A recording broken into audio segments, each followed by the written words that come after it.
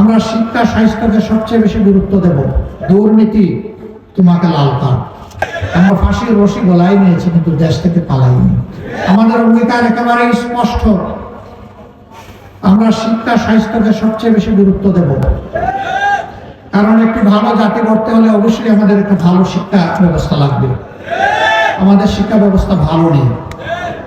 একটা ভালো জাতি গড়তে হলে অবশ্যই সুস্থ সবল আমাদের সন্তানদেরকে চিকিৎসা দিয়ে গড়ে তুলতে হবে। আমাদের স্বাস্থ্য ব্যবস্থা সেরকমটা নয়, ভঙ্গুর স্বাস্থ্য ব্যবস্থা। আমাদের দ্বিতীয় অগ্রাধিকার হচ্ছে দুর্নীতির বিরুদ্ধে আমাদের লড়াই। আল্লাহ ক্ষমতায় কারা নিবেন আর উই ডোন্ট নো। এই অ্যালটমেন্ট আসবে ইনশাআল্লাহ আসমান থেকে। আমরা বাংলাদেশের জনগণের রায় পেয়ে এই দেশ পরিচালনার দায়িত্ব পাই কিংবা না পাই, দুর্নীতি মাটিতে নেমে না আসা পর্যন্ত আমাদের লড়াই চলবে ইনশাআল্লাহ। আমরা থামবো না, কেউ আমাদেরকে থামাতে পারবে না। আমাদের তৃতীয় অঙ্গীকার সবার জন্য ন্যায় বিচার। এটার থেকে গরিব ধনী দল ধর্ম নির্বিশেষে কেউ যেন বঞ্চিত না হয়।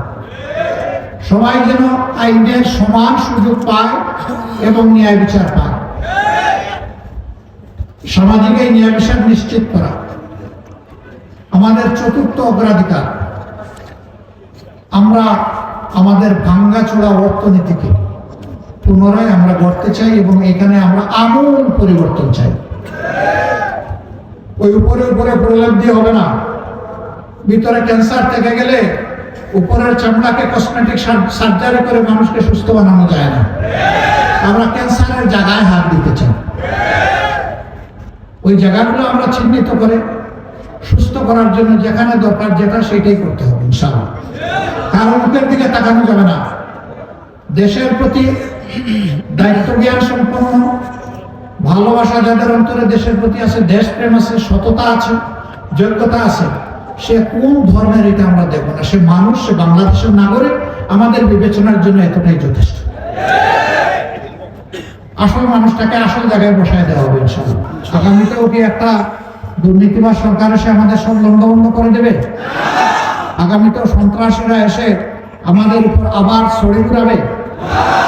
আগামীতে আমাদের মা বোনদের ইজ্জত নিয়ে আবার থানা ইসরা করা হবে? আমাদের জীবনের উপর কালো হাত নেমে আসবে?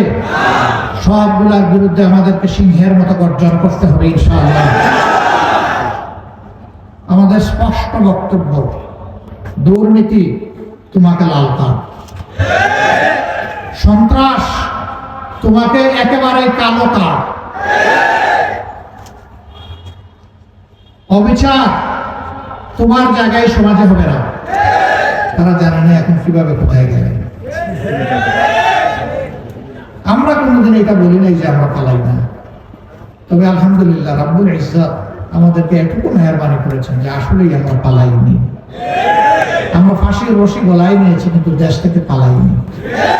আমাদের একজন, তিনি আমেরিকায় ছিলেন স্বাভাবিক কাজে, সেই সময় বন্ধু বান্ধব তাকে নিষেধ করেছে, ডোন্ট কাম ব্যাক।